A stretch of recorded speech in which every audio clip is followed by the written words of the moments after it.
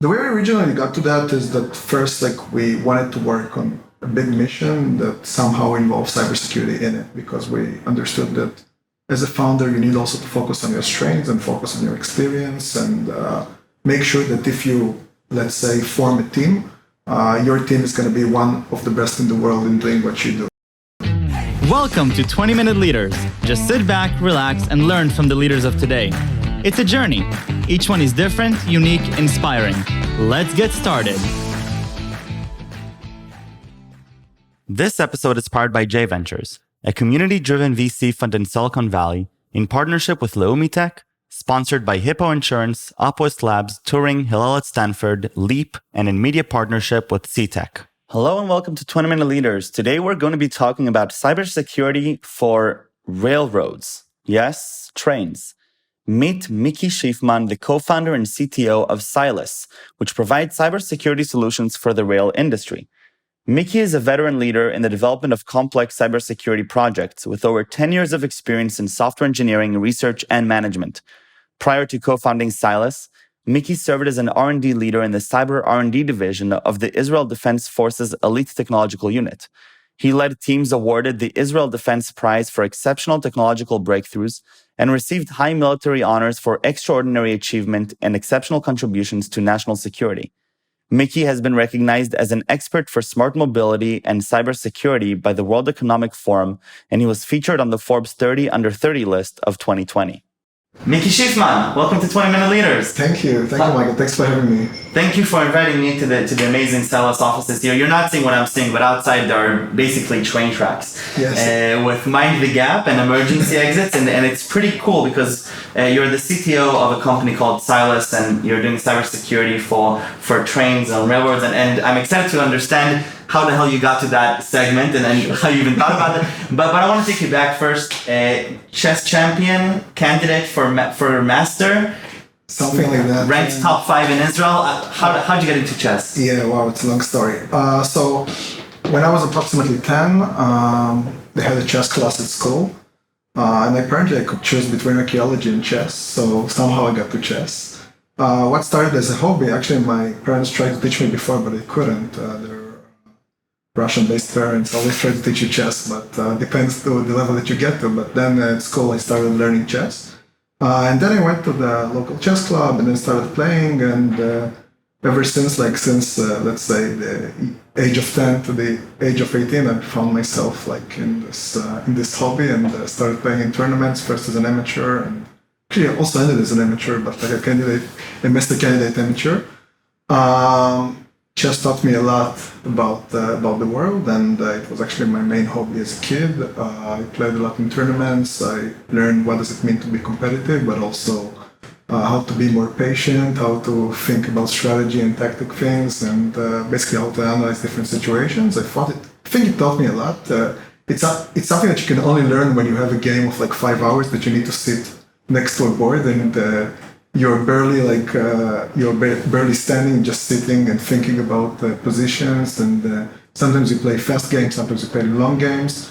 And actually, ever since I play chess, I still play it online. I even have a group of entrepreneurs and people from the ecosystems, like investors and so on, that play with me. And we have some WhatsApp groups, so sometimes we organize tournaments. So if you want, just ping me and and just join me. I'm gonna ping you right after this episode. I would love to play. Sure. You're serving in an elite unit in the IDF, Israel Prize for National Security. Yes. So I was so let's go back. So after finishing high school, I went to university. It's something called academic reserve, or Atuda in Hebrew, and then I was lucky enough to get elected to a unit called 8-1. It was basically probably one of the only interview sets I did in my life.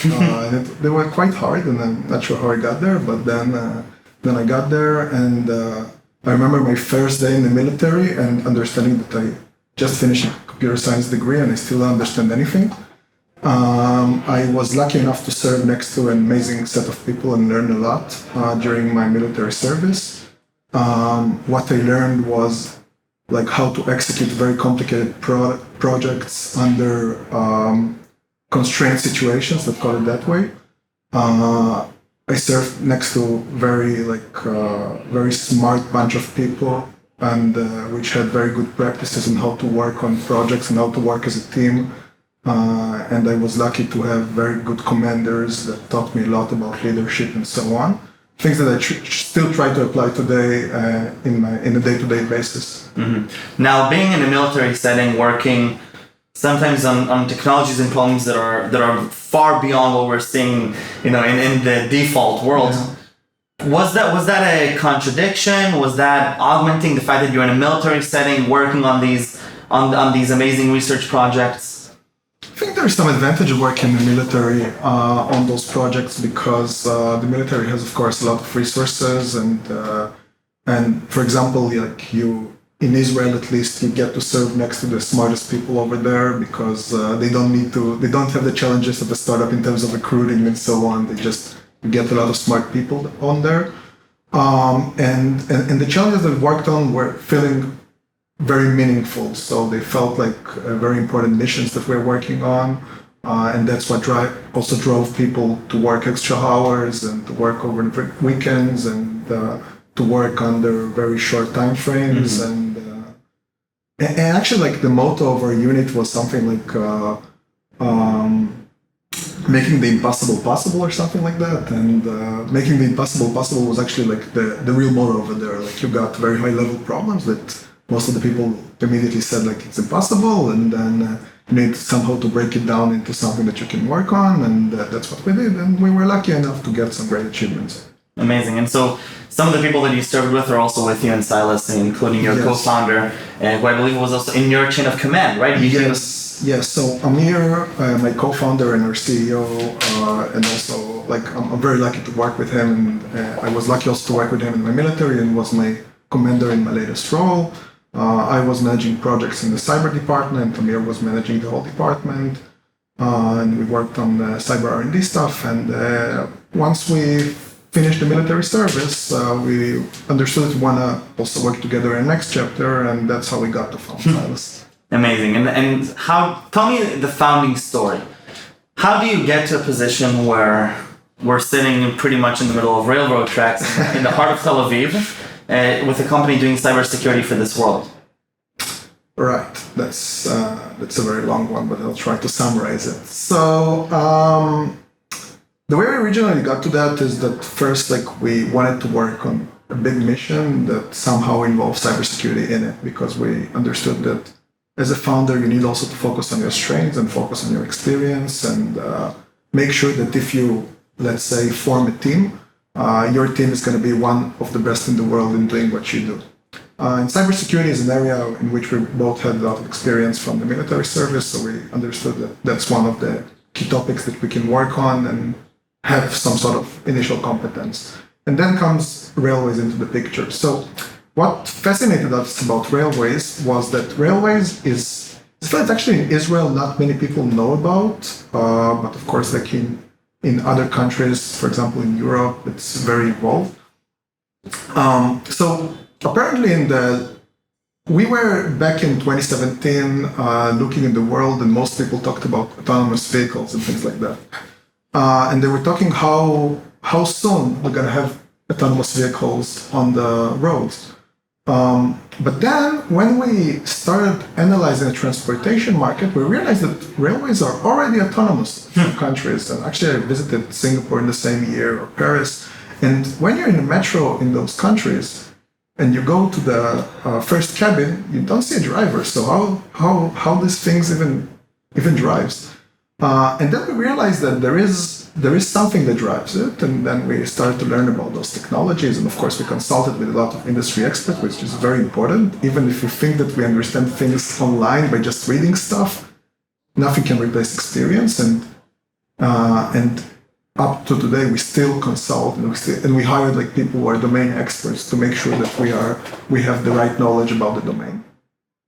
So back to railways. So when we looked at railways, we understood there is a global challenge. Metros are all around the world. Mainline trains, so you already have autonomous ones somewhere in the world, but you also have trains that are driving very fast. Very fast means 350 kilometers per hour and even more. It sounds like the combination of those two is a point of opportunity. Yeah. And then when you understand that a train drives in 350 kilometers per hour, you think to yourself, like, how does it even drive? Like, how the driver can even look at the way to understand what's happening? And the actual answer to that is it doesn't need to, because he has systems that are in charge of making sure that the train will operate safely. And even if the driver, for example, falls asleep in many systems, the train will brake automatically and it will stop automatically. And in some systems, the train will even accelerate automatically. And when you understand that, you realize that there is some sort of mechanism that gives the train commands, and that's a wireless actually mechanism. So then you think to yourself, what is this wireless mechanism? How protected it is? And as a cyber person, when you look at such mechanisms, when you understand they're complex, and you look at traditional industry, you see that there's probably a cyber gap over there, and that's what we understood back then. Initially, when we spoke to people, like most of them told us, like, trains are operating already for 200 years. I'm not sure if now the problem starts, but as people who coming from the cyber domain and look at other critical infrastructures and look at the transportation market, we understood that trains are probably will need to behave similarly from the cyber perspective. They need to be secure. Around the same time, companies in the railway business, also trains, have started to be targeted by threat actors. And since then, many attacks have happened on companies in this market. Some of them are public, some of them are private, and some of them are not being talked about in the news. So there's a mix of things, because in the end it's critical infrastructure, and those are very sensitive, and it's very important to make sure that the public still trusts it, and it has a very good reasons to trust it, because it's operable and it works very well. But at the same time, companies understood that they need to uplift the level of security, and that's what happens today. So companies are since our founding story back in 2017, we see that the industry realized that cybersecurity is a big challenge, and we see it's being addressed all across the industry, starting from the manufacturer side to the end customer, which is the railway operators. All of them are starting to uplift their security measures. Actually, recently, maybe I'm not sure when this interview will be published, but there's a standard, an official standard in Europe that speaks about cybersecurity for railways, and it's a point of reference for all railway companies on how to operate with cybersecurity. It's actually funny, because this standard, they started working on it a few months after we founded the company. Wow. So it's kind of coincidence. And we also see it all around the world. Cylus operates globally. We work in different territories. And I have a question. When you're starting this company and you understand that there's this gap, you understand this opportunity, you don't have a train to work. It's not like you can go downstairs to the train and just test your code and to see whether you're picking up on something. And even if you do have a train underneath your house, it's a usually government-owned train. You have to get a set of clearances just to be able to talk to the person who's in charge of those trains. How does a startup get started? That's a great question. So that's a great question, which I got asked a lot also, and I remember the first days. And how did we get to the point that we're now? So, of course, we don't have a train. Train costs, I think, a few $1 million. That's a typical train. And your next funding round, in the next funding round, and we will probably build tracks in our office to make sure that we can accommodate one. All right. So first, what we did was going to speak with people from the industry. And those people are people that are domain experts. They're working in railway companies, either in security or operations, and we ask them about the problem, just to make sure that we even in the right direction. We missed something which is very critical, no one talks about it, and everyone implemented already security, and maybe we couldn't miss anything. When we understood there is a challenge, there was a challenge, our next goal was to start developing some sort of a product. And our first product was some sort of proof of concept that operated based on simulations. So that's an important part to understand also, as a cyber person. There is nothing information that doesn't exist online. You just need to find the right way to get an access to it. But like everything is out there. And what we did initially was working based on simulations. And those simulations helped us to emulate like a real environment and emulate how you can attack such an environment, and then to show to potential prospects how does our product, our newly developed product, can actually protect such an environment from which specific threats. That's what we did as a first step.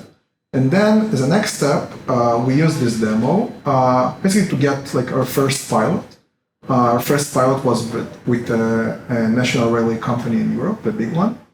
And it was by showing this like initial product, and then they came to us and they proposed us like to do a similar exercise, but on systems that they're currently like implementing. And it helped us, of course, to get more information. And ever since, like we were capable, like based on the experience that we gained in one project, we could accelerate our knowledge, and then to get to the current level in which we basically operate in tons of railway companies around the world, and we're capable of protecting systems of different types in the railway environment and different vendors.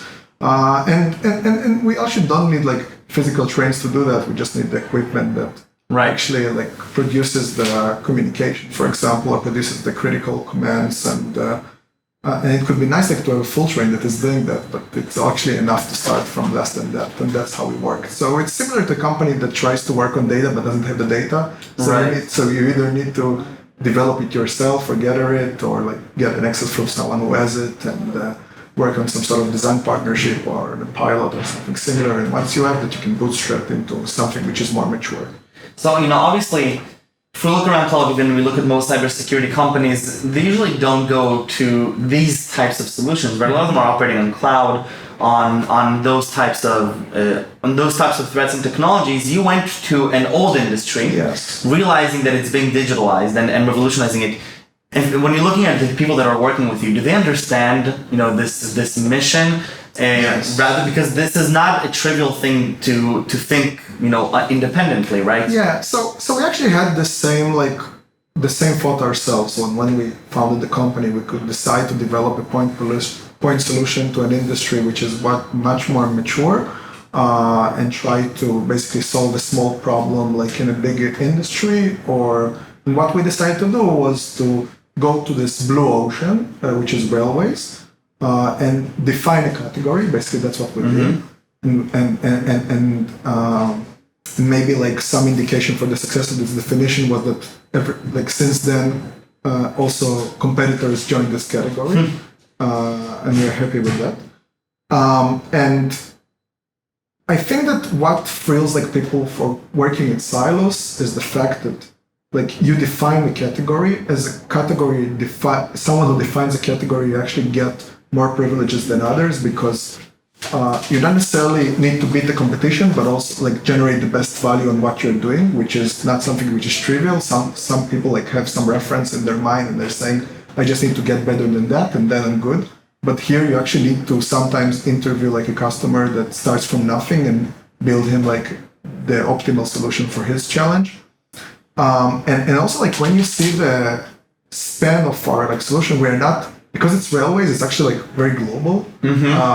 We can have customers in Australia, in Europe, in North America, and it's like all of them like operating trains, and sometimes they speak different languages. Some of them like are coming from different cultures.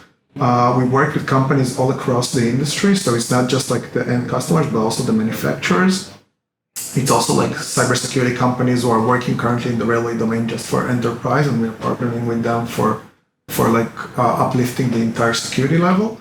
So I think that that's what like people here also see, like at Cylus, they're getting connected to the mission. You can see it from the design of the offices. 100%. Like people know all the set of customers that we have. They know who the partners are. They know where we stand. Like we believe in like very high level of transparency on everything.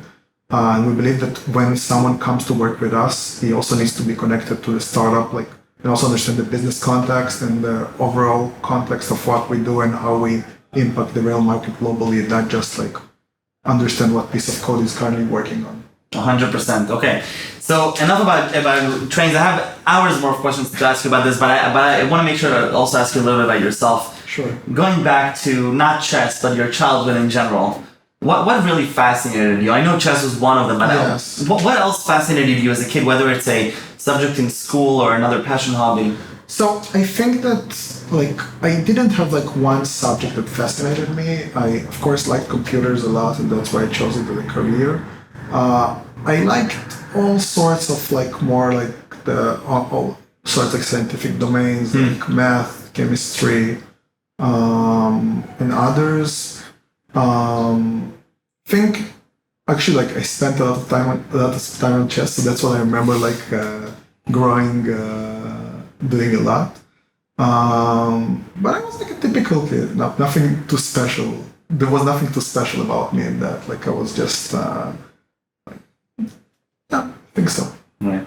And what inspires you today? So as you're building Cylus and as you're thinking through. Yes. So today inspires me like to build an impactful company. I wanna like starting Cylus was quite kind of interesting because most like cybersecurity entrepreneurs when they come out of Israel, they have the advantage of Israel being widely appreciated in the cybersecurity business, and then like Israeli solutions are being widely accepted because of that. When you're coming into the railway business, when we started with it, apart from one company, I think we haven't seen like any company that was very important. The supply chain of the railway business, like the supply chain of the railway business, was dominated by companies the likes of Alstom, Siemens, Bombardier. And Israel didn't have actually like some representation in that. Israel, of course, has Israel Railways, and now we're seeing behind us the Tel Aviv Red Line, which is very exciting for me to see, like to have this line coming from my office. But we didn't see Israel present in this arena. Actually, 2 years ago, we were awarded an award by the International Railway Organization, which combines all the railway operators in the world, and every year they pick solutions that have contributed most to the railway business. And we were selected in the category of safety. So, like security now is an essential part of railway safety. Right. It was something that safety was taken for granted for a lot of time, and now security actually becomes an integral part of it.